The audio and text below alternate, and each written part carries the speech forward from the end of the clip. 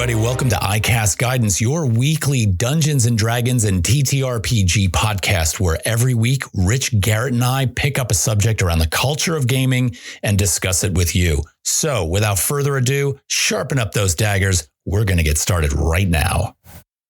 All right.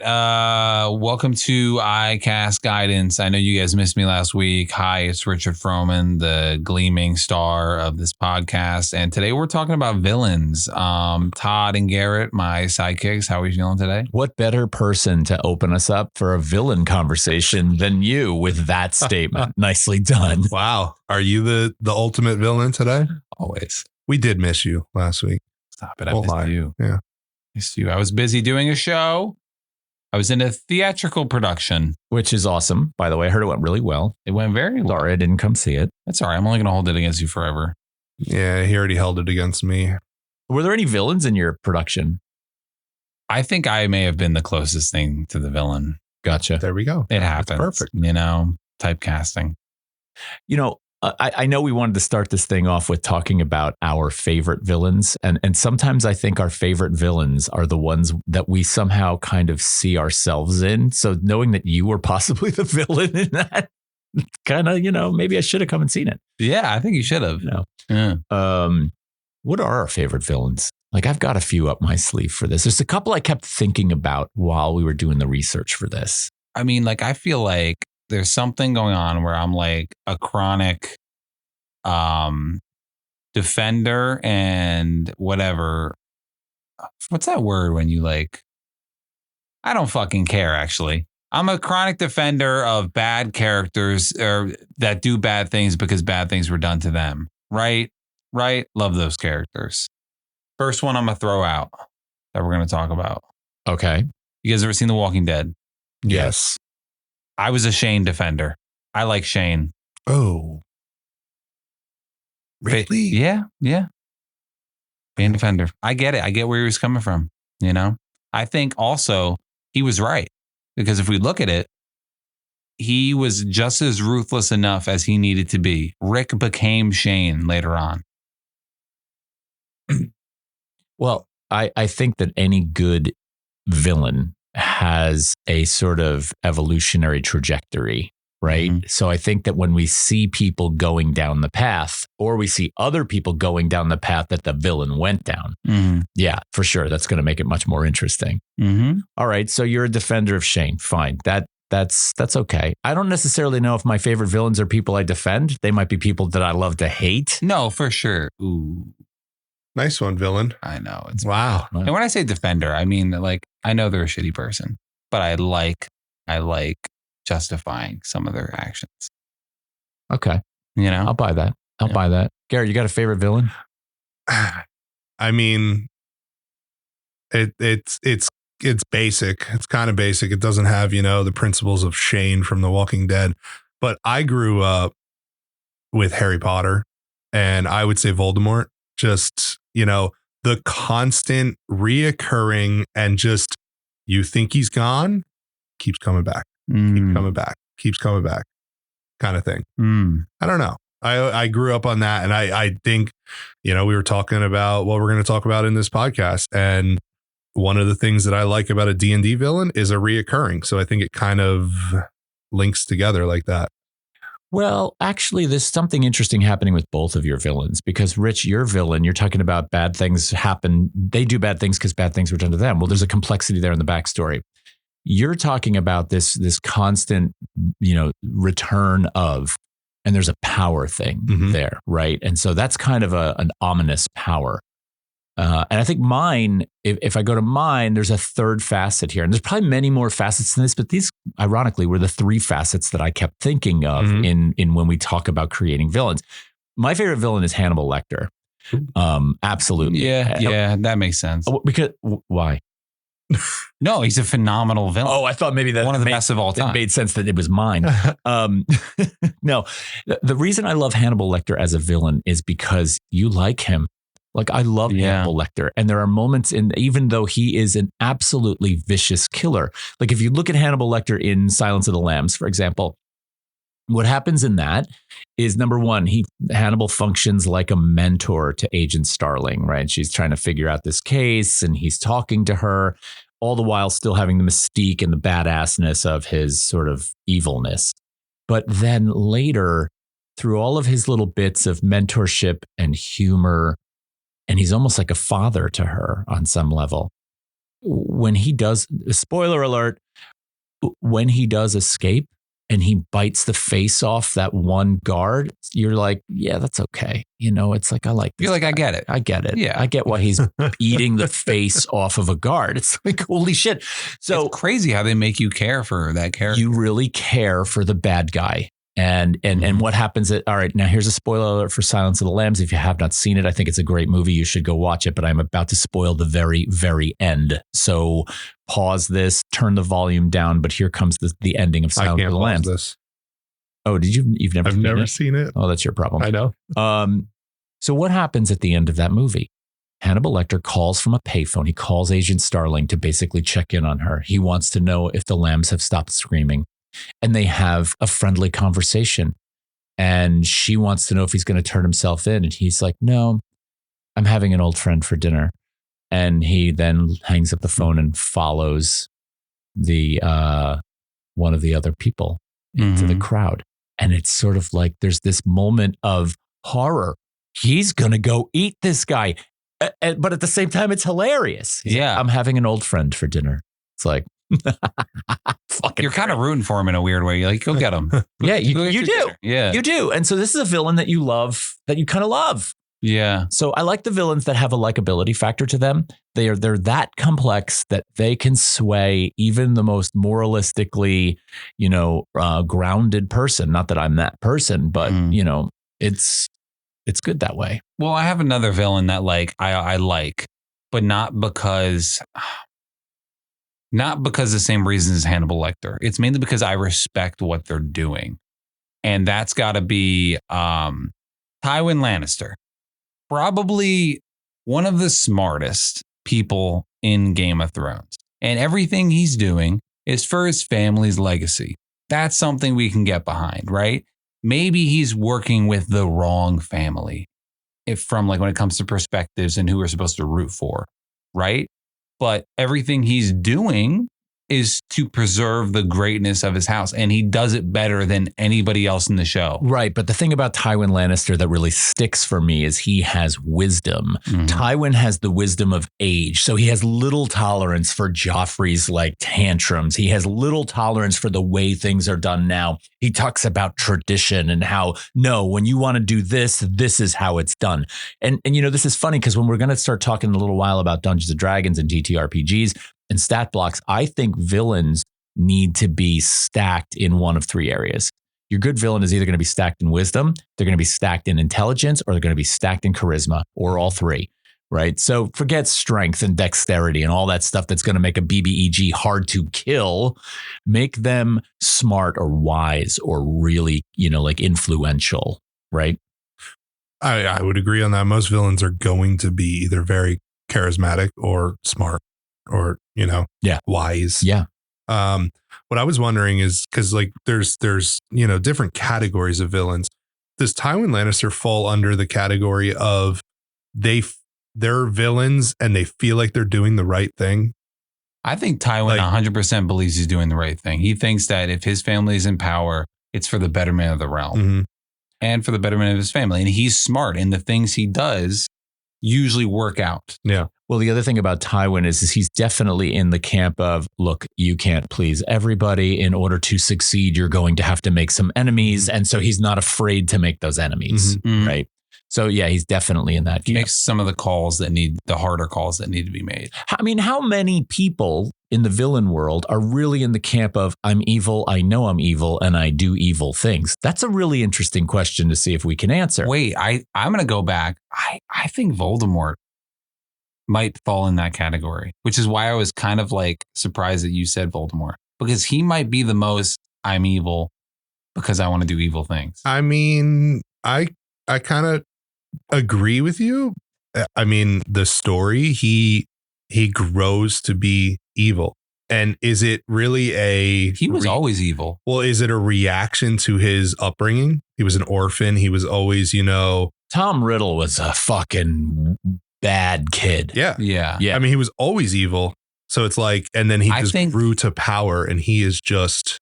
Yeah. I think like 5 to 10% of people are born evil. Mm-hmm. I think something's wrong in their genetic makeup, like Jeffrey Dahmer. You know what I mean? Like 5 to 10% of people is a huge number. I don't think 5 to 10% of evil people are born evil. Have no redeeming ability or anything like that. It wasn't trauma. Like it wasn't trauma. It was mainly just the way they were cooked up.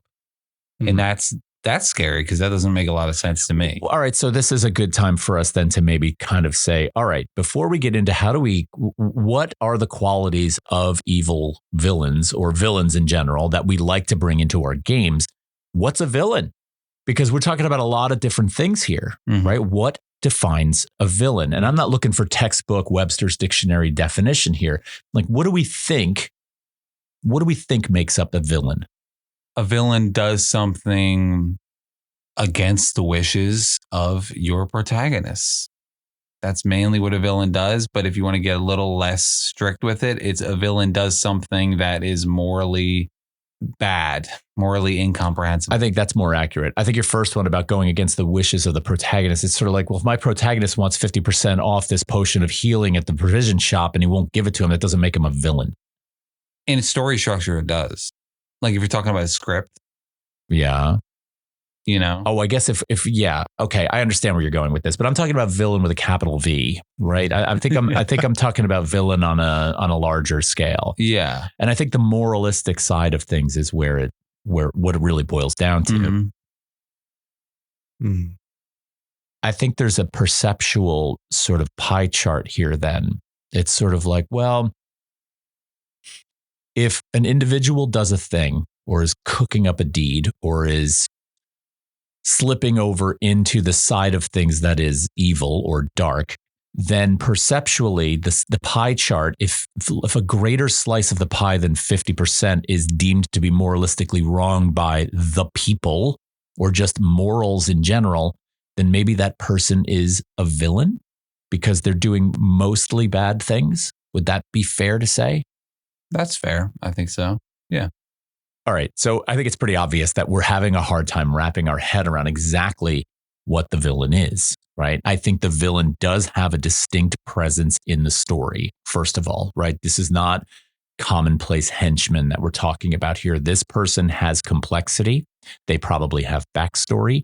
They have probably struggled with their slide into evil on some level or whatever the case may be. And so I think that alone says, all right, this is what sets this person apart. Right. Mm-hmm. So talking about like what kind of villains we want in our game. I love a charismatic villain that has the ability to convince people that the terrible thing that they want or are doing is the right thing or in their interests. Well, yeah, because if we're going to talk about villains in our game, villains in D&D and villains in TTRPGs are different than villains in movies and film and books, right? But maybe we should divide that line. Like, how are they different? Like, I think we have a real opportunity here to talk about, number one, how they're different in D&D, and two, how we can capitalize on that difference to make the game better. That's the point, right? So, for example, if you look at the trajectory of James Bond and the James Bond villain, there's a classic, story villain, right? You almost always know who the villain is in James Bond because it's sort of like they either have like an eye that bleeds or they've got like a mouthful of metal teeth or they've got some kind of like sinister weapon. It's sort of like, okay, this is the bad guy, right? And it never was as complex as I wanted it to be. I loved James Bond for other reasons, right? But you always knew who the bad guy was. And even when the story tried to make the bad guy have like a moralistic confusion or some kind of like questionability, like, so what was the name of that guy in Quantum of Solace? It was Dominic Green. Dominic Green in Quantum of Solace, which was a later James Bond movie, was kind of like an eco-friendly warrior. You know, like he was kind of like this guy. And it's like, okay, we're trying to make this guy seem like he wants to save the world, but he's really having some underhanded dealings. Okay, great. Wow. Complexity. Good job, Ian Fleming. Whatever. My point here is this. In movies and film, you got a protagonist and an antagonist. You always know who they are, and it always points in that direction. But in D&D, it's different because you don't know who it necessarily is. And this is your opportunity to build it in a place it wouldn't normally be. Well, it's interesting because, yes, they are different, but in like story structure, they're not. So I'm trying to think of distinctions, but like it really is what we've talked about already. You know what I mean? Like they are opposition. And like it depends on who you're playing when it comes to like maybe you have a party of evil characters. So your opposition is going to be someone who's right and morally right, right? But let's say you have a party of like struggling shopkeepers. The villain is capitalism. You know what I mean? Like it's interesting. It's hard to put the villain in a box because like it is just opposition. I see. So crafting this opposition, then it could be something ideological rather than a physical person. Definitely could be. It definitely could be, but that is the same in stories. You know, stories all around, movies, books. Yeah, but I've always been interested in how role-playing games like this they offer up a different kind of space to craft these things inside of. So for example, imagine there's an NPC in our game and the party loves this NPC. This NPC is trusted and respected and maybe adored.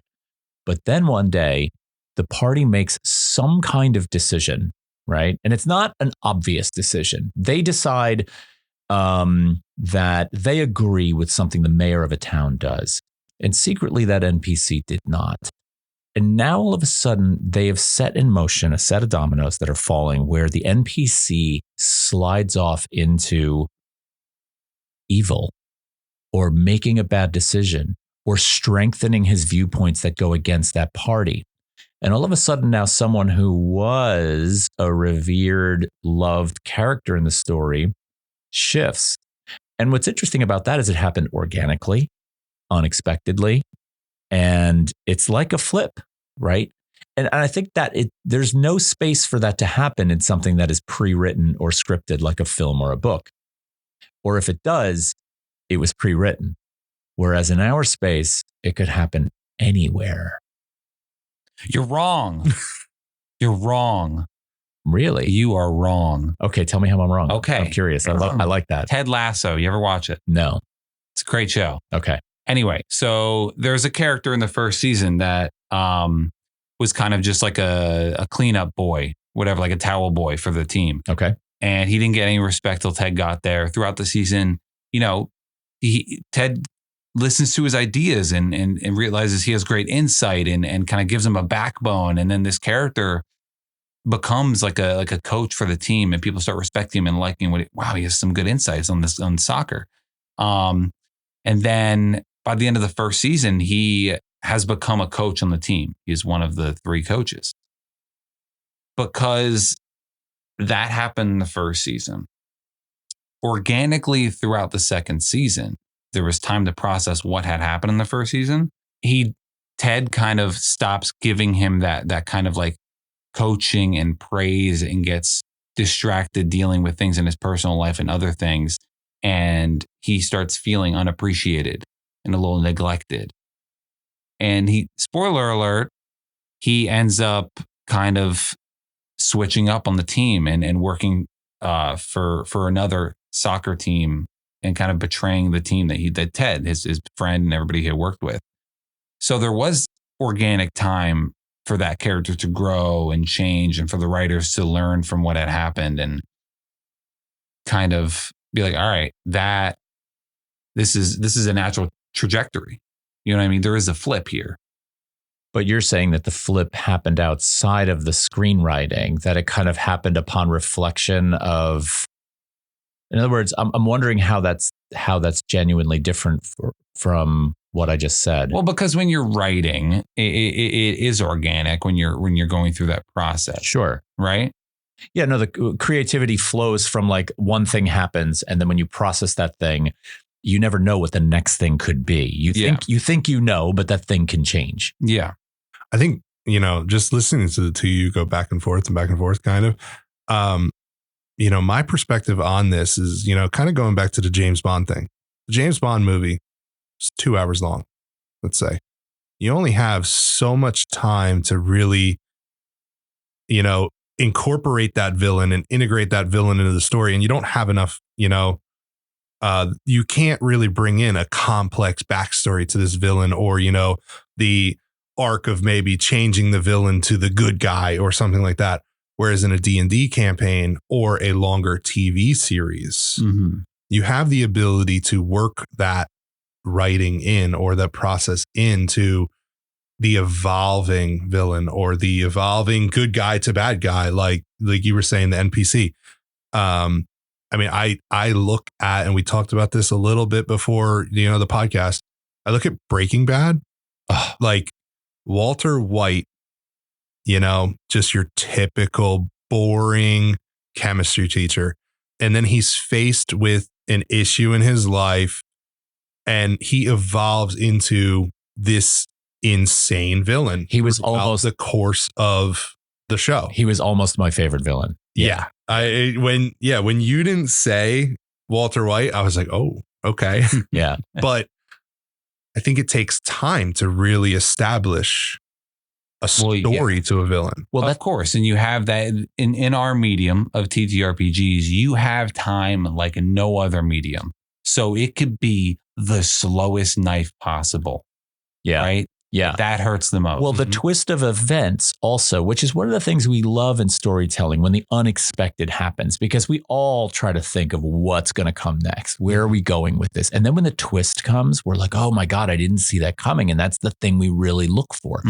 We have so many opportunities inside of role-playing games to create those twists and utilize that slow evolution. And I think that's kind of what I'm talking about in how I think villains can be a lot different inside of the role-playing game area than they are in something that might be scripted. And honestly, Ted Lasso, even though I haven't seen it, I know it's recent. It could be the type of thing that was inspired by playing role-playing games, inspired by that kind of organic growth. You don't know if those writers had ever experienced this before. I think this as a generator of ideas is so valuable. I feel like, yeah, we have fun playing this game. I have enormous I get enormous satisfaction creatively from world building, but I feel like the potential to have this as a creative engine is so great. Agreed. There's nothing else like it. It's a one of a kind thing. You know what I mean? Yeah. And I think villains are a great place for us to explore. So we got to take a break soon. But what's interesting about a villain is the villain in any given story has complexity. Good villains have complexity. And in order for us to build complexity around a villain in a game, we have to interact with them a fair bit. We have to see them other than just in a fighting situation.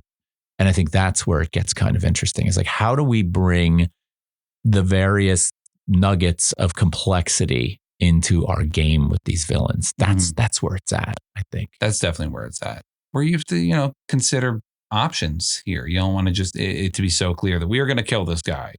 Yahaha, Is this, forgive me for going the video game route, but I think this is a little bit how it differs from a video game, because you're on the march to kill the big bad, right? Yeah, it happens. But think of something like The Last of Us in a video game, right? Sometimes you end up becoming the villain by the end of the game. It's interesting. Yeah. Yeah. It's, again, a twist that you don't expect. Yeah. Right? Yeah. I mean, that kind of goes back to Walking Dead. In the end, did Rick really become a villain? Just because the actions that needed to be taken to overpower other people for ultimate survival. Yeah. I mean, that could label him as a villain.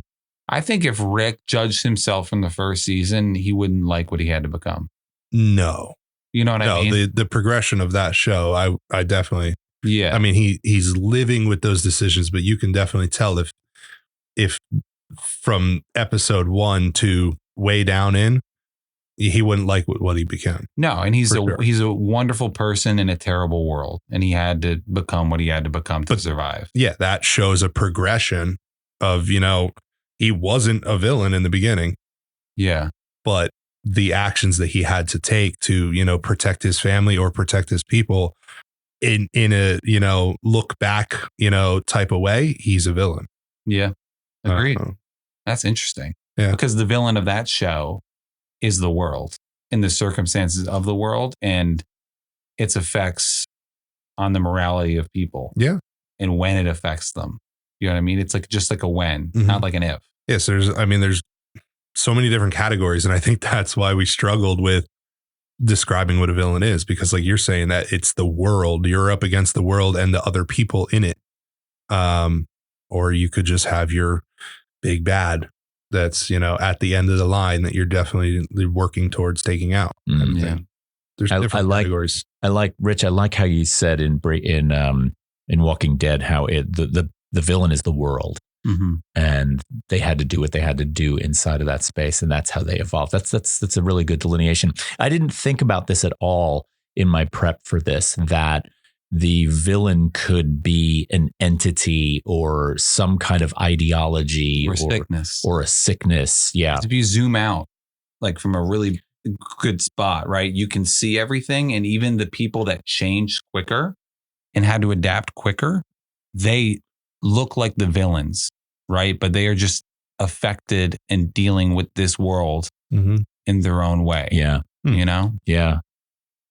All right, let's take a break. But when we come back from the break, I want to talk about how we bring in what things do we bring into our NPCs or our villains to make these situations complex and make our games better from them. All right, we'll see you in a few minutes.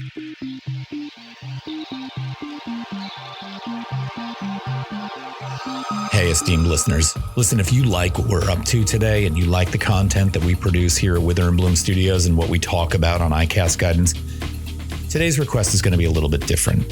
Sometimes I'm trying to get you to subscribe. Sometimes I'm trying to get you to go over to Patreon and support us. Today, I think I'm going to just ask you to share the word. Tell people that we're out there. Tell people that this podcast exists. Tell people that Wither and Bloom Studios are putting together a good thing. I see comments on our channel all the time that we're underrated, and we really want to grow. We want to talk to more people. We love getting into a bigger community, and I feel like you all can help us do that. So do me a favor this week. Tell a friend we're out there. See if you can get someone to listen. It'd be greatly appreciated. All right, let's get back to the show.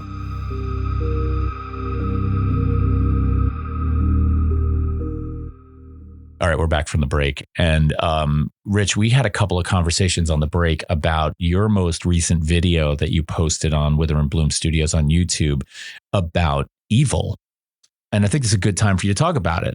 I would say it's fitting. I mean, it kind of works.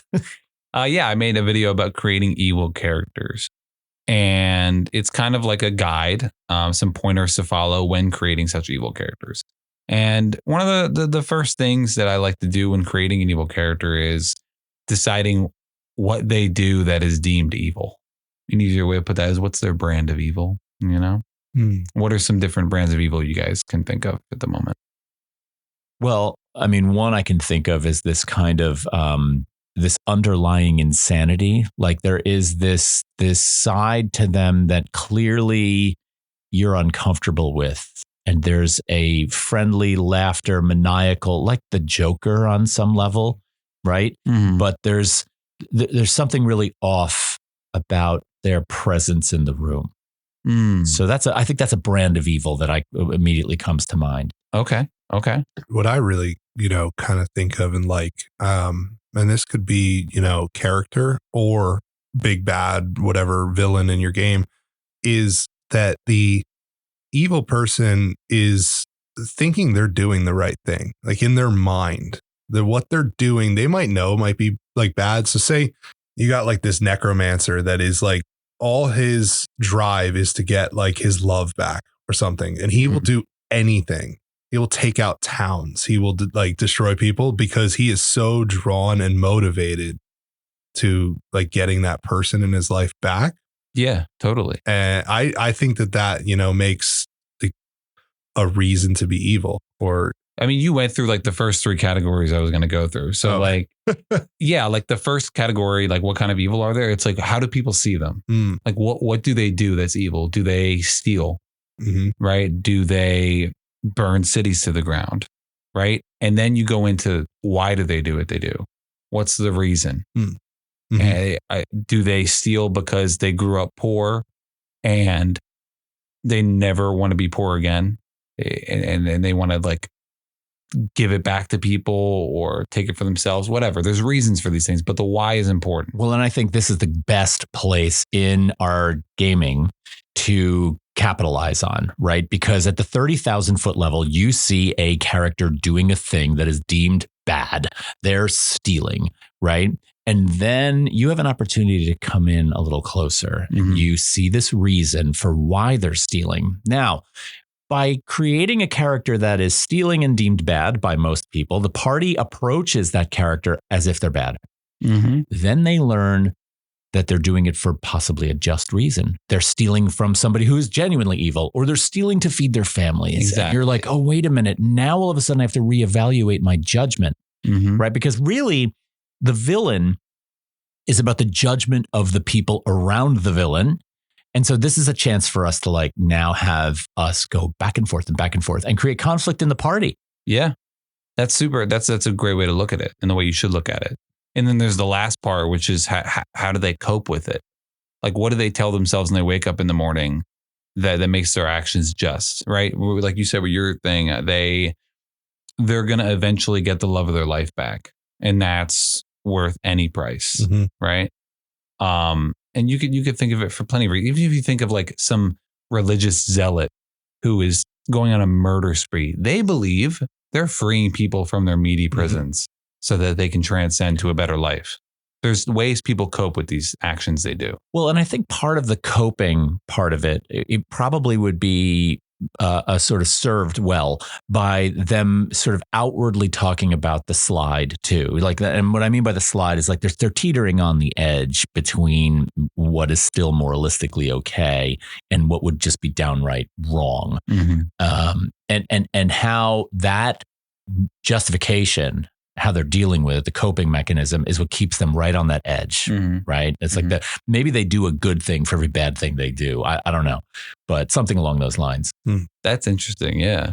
Every time they like burn a city to the ground, they plant a tree. Okay. Exactly what my head went to. Yeah, mine too. But there's also this edge of, you know, like the battle of Luke Skywalker and the Emperor for Darth Vader. Right? Because Luke believed that Darth Vader could come back. He believed there was still some good in there. I mean, this is a real basic gradient between good and evil, the light side and the dark side. Luke believed he was in there. Even Darth Vader has said it's too late for me now. But, you know, in the end, we kind of see where that goes. But we've got this person who is Darth Vader being pushed back and forth between the two spaces. And it was being pushed back and forth just between arguments, right? It was sort of like Luke's argument that there's still good in you, the Emperor's argument that, you know, the dark side has more power and this is where you would do better.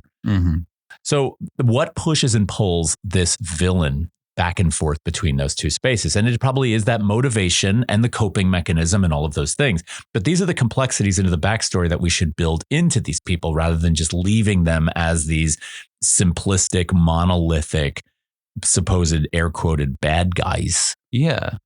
And like, you got to think about also how deep are they in the trenches? How much Kool-Aid have they drank of cope? You know what I mean? Like, is there a way that these players can make this person see reason? And is that a viable, you know, fix for this problem in the campaign, you know?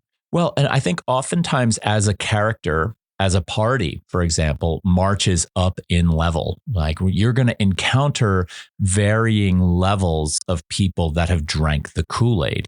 So it might be very early on when the party's level 5, say, that the villains that they're encountering, let's say it's a much more organized system of villains that kind of marches up a whole family tree to a top villain. The further up that tree you go, the more entrenched the evil's going to be. But maybe it's possible to turn somebody at the bottom. I don't know.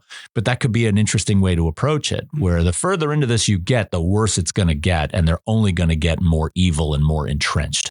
Exactly. And if you think about it from this perspective of, like coping and like, all that perspectives and mindsets and all that kind of stuff, there's a way to navigate these issues in an interesting way that makes you actually think and feel like you're playing a game that was well thought out and interesting and engaging rather than just point and click.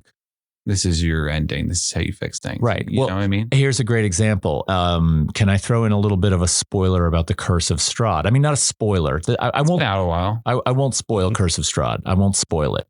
But Strahd will invite the party to dinner. Right. And so this is a gesture of course, it's terrifying that you're going to go to Strahd's castle and have dinner with him. This seems like this could be a really bad move on the part of the party because, number one, we know playing this game that Strahd's bad.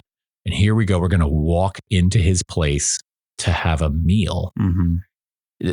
What we've done here is we've set up a really interesting tension between a supposedly good gesture, come eat at my house, and a potentially lethal thing, which is just unbelievable.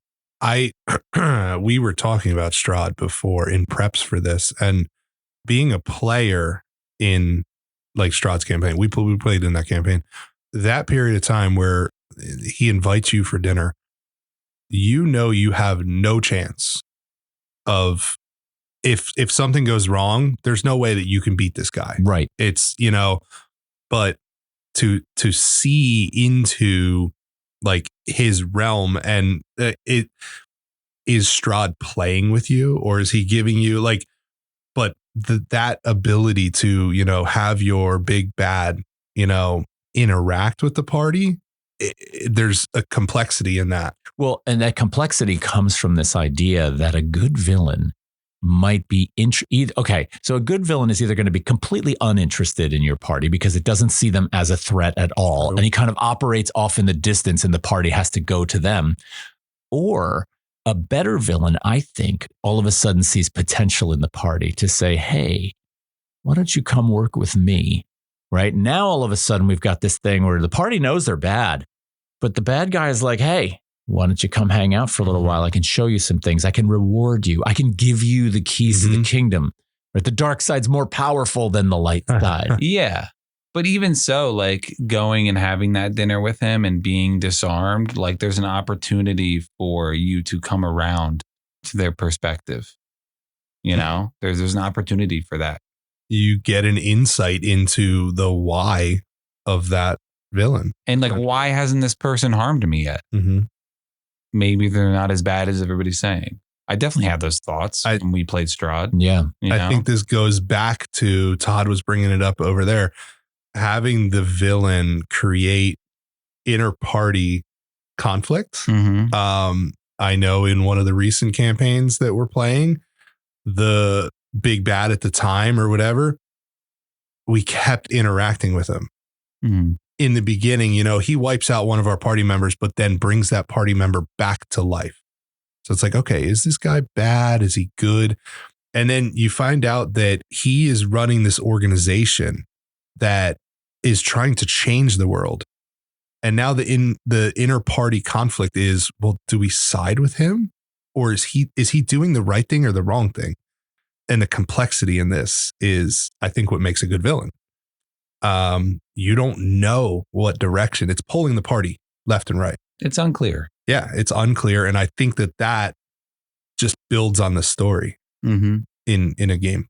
Yes. So there's this idea that when a villain has a particular ideology that might be to change the world, then they're going to be seeing that as something that their ideology backs, and their actions in changing the world are likely in their eyes just, even if the people on the outside, in this case, the party, see those actions because maybe they involve killing somebody or, destroying property. We see that as evil. Therefore, they are the villain. Yet, again, we get close and we're like, oh, wait a minute. Maybe this is not. Let's look back through the history of the world, right? We all talk about how, Christianity and the Crusades are, not exactly a fun time for the world, but they had an ideology that they thought that, marching in and destroying people was, just. Yeah. So I think this is where we create interest is, number one, this is a great opportunity for a DM to really know the players' backstories, because if that villain's ideologies that are supposedly good to that villain can somehow cross with one of your players, that villain can take that player aside and say, I kind of get you. I kind of understand what it is that happened to you in your life. And listen, if you just think about what I'm up to for a minute, you'll get me. Now you've got conflict. The thing you want to do is, I think where we're getting at is humanizing these villains to the point where it's kind of wrong to just label them as villain with a big sticker, right? Because they're only a villain when you look back at the story and see how it unfolds. If you look back 100 years from now and you look in the history books, depending on how things went, the villains are going to be different. They're going to be labeled different people, depending on how things turned out. Maybe this villain isn't even a villain later on down the line. Maybe they did something good in the eyes of history. I love that. And here's the thing. I think this idea of humanizing the villain is really about the fact that we see the connection in these stories of, we're seeing a reflection of ourselves. We know, all of us know, that we've been in a situation where we've at least thought about doing something really bad in a situation. Now, of course, our actions are what make us who we are. Our thoughts do not. But we know that we have the potential to be that bad guy, right? Which is why, and we're complicated, right? I might say, the dog took a shit on the floor and now I'm just so pissed that I want to throw the dog out and never let the dog back in the house again. All right, I'm obviously not going to do that. I love the dog, right? But in that moment, I had the potential to do something bad. But then I say to myself, oh, I couldn't do that. The dog would be cold and the dog wouldn't have a home. And I committed to loving this dog and owning this dog. So all of a sudden now my rationale kicks in and I have this back and forth with myself and I have my inner conflict that ultimately ends in, I'm not going to kick the dog out for pooping on the floor. Fine. So when we see a character that we might label a villain and we might want to go kill them, they are also hopefully having that inner conflict, right? It just doesn't happen to line up with all of the things that we see as being just and right in the world. And so there's complexity versus complexity. And the two complexities are not in sync with one another. And all of a sudden we're like, you're a villain. But the reality is the more interesting situations are where all those complexities don't align and they're not really a villain. Exactly. And let's bring this home here. You ready for this? I'm ready. Being here in this TTRPG space and having conversations like this will in turn help us understand our own morality, our own decision making. And when you bring that to a world perspective, you can hone in, think about, and hopefully come to a resolution when it comes to maybe the political divide in America. You can understand that, oh my God, these people aren't villains. They just think they're doing the right thing. They're wrong, but you can think they think they're doing the right thing, Well, yeah, no, actually, I think that's actually a really, really great point. And I think maybe it lends some credence to the surge in TTRPGs and how popular they've become, because I think as we have a more difficult time understanding the complexities of the world in a very divided space, this gaming arena allows us some understanding. Even if it is of a fiction, we're bringing ourselves to that fiction. We function as the filter in that fiction. And all of a sudden now, what's good and evil, maybe we start to understand its complexities a little bit more. And maybe we can take that, hopefully, we can take that out into the world and say, okay, maybe this is not as black and white as I'm led to believe that it is. Yeah. And not only like from a world perspective, which it really will help, right? Even just like interpersonal relationships. It's good to think about things from other people's point of view, right? And when they do things you don't like, it's not because they're a shitty person or because they were born evil. It's because they fucking think they're doing the right thing. Or they just had something happen to them and now all of a sudden their perspective has changed. We've covered a lot of ground here in terms of how this topic, the topic of the villain, we've talked about how TTRPGs are a creative generator, right? Because they cause us to come to the table with an idea that evolves into another idea that evolves into another idea. It's like world building, right? We've also now talked about this as a space to generate understanding of the world, right? As a more humanizing space. This is great. So we learned how to build the best characters and the best stories out of just becoming better people. Yeah. Hopefully. This is an awesome discussion. Well, we got to do 3-sentence backstory before we end. Oh, Garrett, you okay with leading us in? Yeah. No, Yeah? I can do. So sure, I'll come. For those of you that don't know 3-sentence backstory, 3-sentence backstory is we are building a quick backstory, 3 sentences, which are, where are you from? What is a significant thing that happened in your life? And what put you on the road to adventure? And then we're building a little catalog of all of these. We do them on an impromptu basis here on the podcast. So Garrett, where are you from? Where am I from? Okay. I'm from a small little village that is located at the base of what we believe to be the largest mountain on the continent. And up the mountain is an ancient dragon. Rich, you want to go second on this one? yeah. Okay. I'm just deflecting because I'm like, don't know what to do with that. You go. So step 2, Yeah. This is Label it. too. like An event that happened Oh. in their life. So I've begun having visions. There's a deep, earthy voice that comes to me in my sleep. It speaks to me of the mountain. Possibly what resides inside of the mountain. And there have been nights where I'll wake up at some random location on this ginormous mountain. And I don't know how I got there and I have no recollection. Oh, wow. Okay. And I gotta come up with a thing that put me on the road to adventure after all of that. So wait, you said you wake up on the side of the mountain and you don't know what happened? Mm-hmm. Oh yeah, I got this. All right. So the thing that put me on the road to adventure is during one of those very episodes, I wake up not on the side of the mountain, but in a distant land. And all around me on the ground are these massive clawed footprints. And I'm actually lying in the depression of one of those as if I had been left behind. But I wake up and I don't know where I am other than the fact that there are some footprints that tell me I've been either taken or dropped off, but here I am. I want to play this character. I want to play this character so bad. I didn't know where this one was going to go. Neither did I. like it. When you started off, I was like, okay, this is cool. And then we get to Rich and I'm like, oh shit. So that was good. That was good. Sick. Yeah. Hell yeah. This was good today. Yeah, I like this discussion. I think that what we're learning about is that the more complex you can create your backstory and the narrative that kind of supports these things, the better off you're going to be. Mm-hmm. I really feel like having one directed vision in this is a death sentence. Like you need to be flexible and open and allow these things to all stir together on some level. So Agreed. All right. Well, that's going to wrap us up for the day. Thank you guys for this awesome conversation. Mm-hmm. Really appreciate that. And for those of you that are listening out there, head over to YouTube and find Wither and Bloom Studios and comment on this. I want to know if you could answer the following question for me. I think it would be I think it would be helpful. Like, what are some memorable villains in campaigns that you've played in, and why were they memorable? What really made them connected to you, or what made them poignant in your story? Give us a little bit on that, and we'll read one of those comments on the show next week.